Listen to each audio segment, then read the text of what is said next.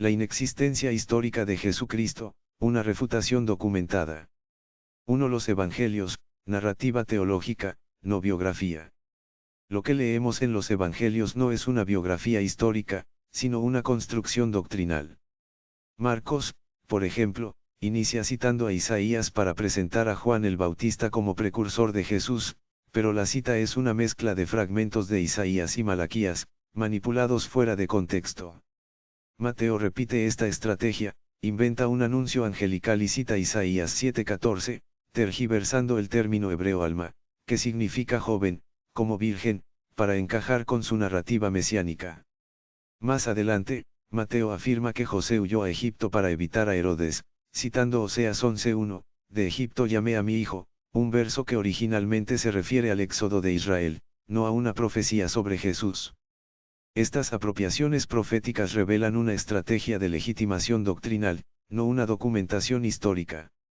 2. Milagros y comportamientos, una figura cuestionable y arbitraria. Los llamados milagros de Jesús, lejos de mostrar compasión o sabiduría divina, revelan una personalidad errática, supersticiosa y, en ocasiones, francamente irresponsable. En Marcos 8:23, Jesús escupe en los ojos de un ciego para curarlo, pero falla en el primer intento. ¿Dónde está la omnipotencia? ¿Por qué un acto tan grotesco y sin dignidad?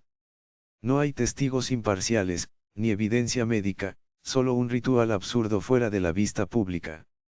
En Marcos 11, 13-14, Jesús se acerca a una higuera buscando frutos. El texto aclara que no era tiempo de higos. Aún así, la maldice para que se seque y nadie más coma de ella. No la bendice, no la perdona, no la transforma. La destruye. Este acto no tiene propósito redentor ni enseñanza ética. Es una reacción egoísta, caprichosa y vengativa. ¿Qué clase de maestro espiritual castiga a un árbol por no dar frutos fuera de temporada? En Juan 2, convierte agua en vino en una boda. No hay mensaje espiritual, ni transformación moral. Solo complacencia social. Ese es el primer milagro del supuesto Salvador del mundo. En Marcos 5, expulsa demonios de un hombre y los lanza a una piara de cerdos, provocando que se arrojen al mar y mueran. ¿Qué culpa tenían los animales? ¿Quién compensó a los dueños por la pérdida económica? Este acto no solo es cruel, sino irresponsable. No hay redención, solo daño colateral. En Mateo 17, 15-18, reprende a un espíritu que supuestamente afligía a un niño lunático. En realidad, el niño sufría de epilepsia, una condición neurológica. Pero en la mentalidad supersticiosa de la época, se atribuía a demonios. Jesús no corrige esta ignorancia, la refuerza. No educa, no sana con conocimiento, solo perpetúa el miedo. Estos relatos no muestran a un ser iluminado, sino a un personaje moldeado por la credulidad de una época analfabeta y supersticiosa. En el mundo real, la saliva no cura, los demonios no causan enfermedades, y los árboles no se secan al ser maldecidos por seguir su ciclo natural. Lo que vemos es una figura construida para impresionar a una audiencia crédula, no para transformar con verdad. 3. Contexto cultural, el imaginario grecorromano. El cristianismo emergió en un entorno saturado de mitos, semidioses y relatos milagrosos.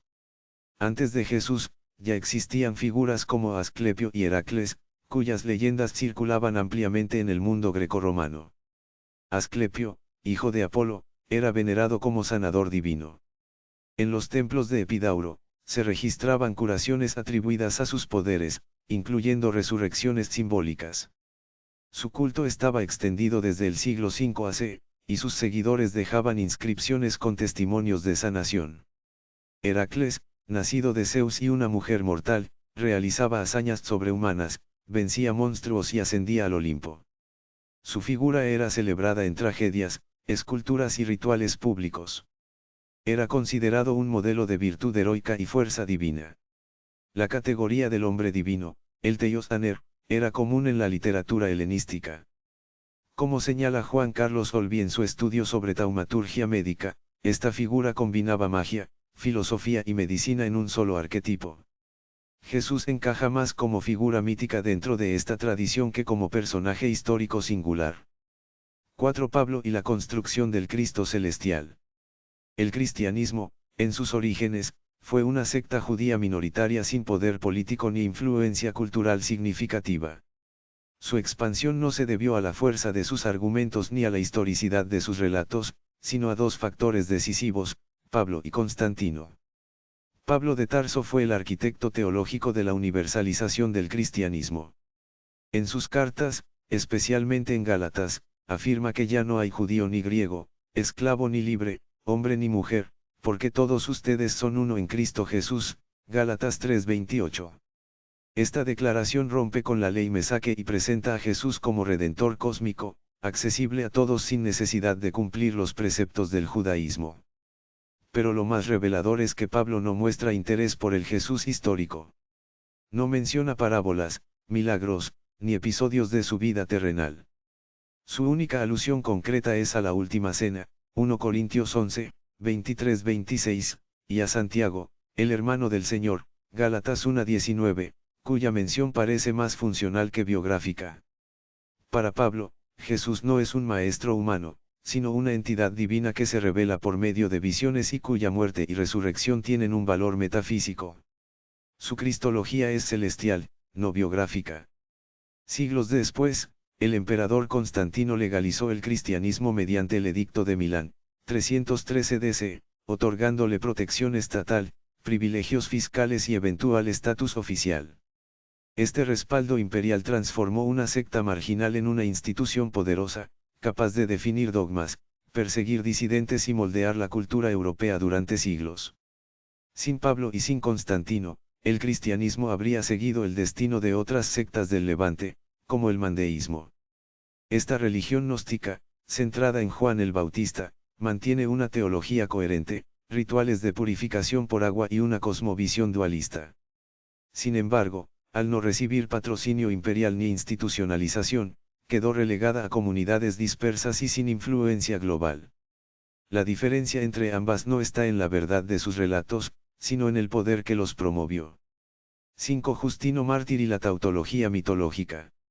Justino Mártir, en su primera apología, capítulo 21, argumenta que si los paganos aceptaban los hijos de Júpiter, no debían rechazar a Jesús.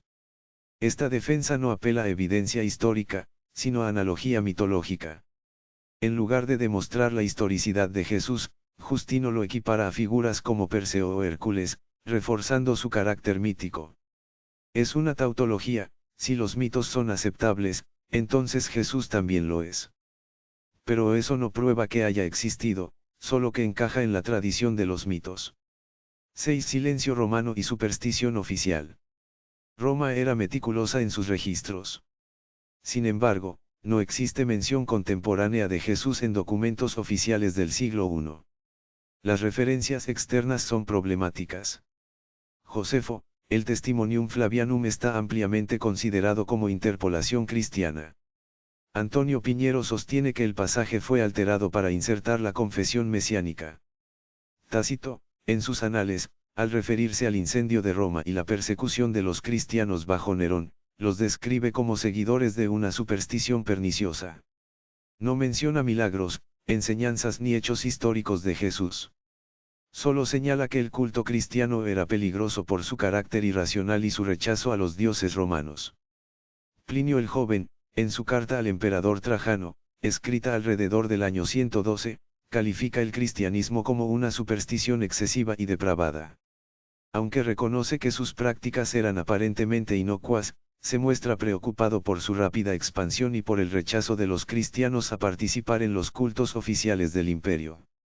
Ambos testimonios, lejos de confirmar la historicidad de Jesús, refuerzan la percepción romana de que el cristianismo era una secta supersticiosa y potencialmente subversiva. 7. El Mesías que nunca fue. Jesús no cumplió con las expectativas mesiánicas del judaísmo. No liberó a Israel del dominio romano, no restauró el templo, no instauró una era de paz. En contraste, Simón Bar Kokhba, líder de la rebelión judía del año 132 contra Roma, sí fue proclamado Mesías por el rabino Akiva. Bar Kokhba logró establecer un Estado judío independiente durante 3 años, acuñó moneda propia y fue reconocido como Nasi, príncipe de Israel. Aunque su rebelión fue finalmente aplastada, su impacto político y militar fue real, documentado y tangible. Jesús, en cambio, no dejó ningún legado institucional, ni transformó la realidad de su pueblo. Si realmente Jesús hubiera sido el Hijo de Dios, su impacto debió ser mayor. No solo fracasó en Galilea, donde según los evangelios fue rechazado, sino que tampoco transformó el mundo. No liberó a la humanidad de guerras, ni de desigualdad, ni de sufrimiento. 2000 años después, el mundo sigue siendo escenario de violencia, hambre, injusticia y superstición. Su mensaje no cambió la estructura del mundo, ni resolvió los problemas fundamentales de la existencia humana. 8. El Dios de Israel y el Jesús de los Hechos, construcción mítica. Según el libro de los Hechos, Jesús fue exaltado por el Dios de Israel, realizó señales y portentos, y resucitó por intervención divina. Pero si ese Dios, como el, Marduk o Baal, pertenece a una narrativa mitológica construida para legitimar leyes, ambiciones y estructuras tribales, entonces Jesús, como su supuesto hijo o representante, también forma parte de esa ficción. No resucitó a Lázaro, no caminó sobre el agua, no ascendió al cielo. Son relatos teológicos, no hechos verificables. Además, el contexto cultural en el que se desarrolló el cristianismo estaba saturado de figuras que ya realizaban milagros mucho antes de Jesús. Asclepio, por ejemplo, era venerado como sanador divino desde alrededor de 500 años antes de la era común. En los templos de Epidauro y otros santuarios, se registraban testimonios de curaciones atribuidas a él, incluyendo resurrecciones simbólicas. Estas inscripciones, conocidas como yamata, eran grabadas en piedra por los propios devotos. Heracles, también anterior a Jesús por varios siglos, era celebrado como hijo de Zeus. Sus hazañas incluían vencer monstruos, descender al inframundo y ascender al Olimpo. Su figura era omnipresente en la cultura grecorromana, en esculturas, tragedias, monedas y rituales públicos. Ambos personajes, Asclepio y Heracles, eran considerados hombres divinos, obradores de milagros, y modelos de virtud heroica. La literatura helenística los clasificaba dentro del tipo conocido como Teios Aner, el hombre divino. Esta categoría combinaba poderes sobrenaturales, sabiduría filosófica y capacidad de sanación. Jesús, tal como lo presentan los evangelios, encaja perfectamente en ese molde mitológico. No lo supera, lo repite. Conclusión. La figura de Jesús, tal como aparece en los evangelios, no resiste el escrutinio histórico. Lo que emerge es una construcción teológica, influida por mitos anteriores, reinterpretaciones proféticas y una cosmovisión supersticiosa. El cristianismo, lejos de ser revelación divina, es una síntesis doctrinal con fines religiosos y políticos. La inexistencia histórica de Jesús no implica la inexistencia del cristianismo, pero sí cuestiona su fundamento.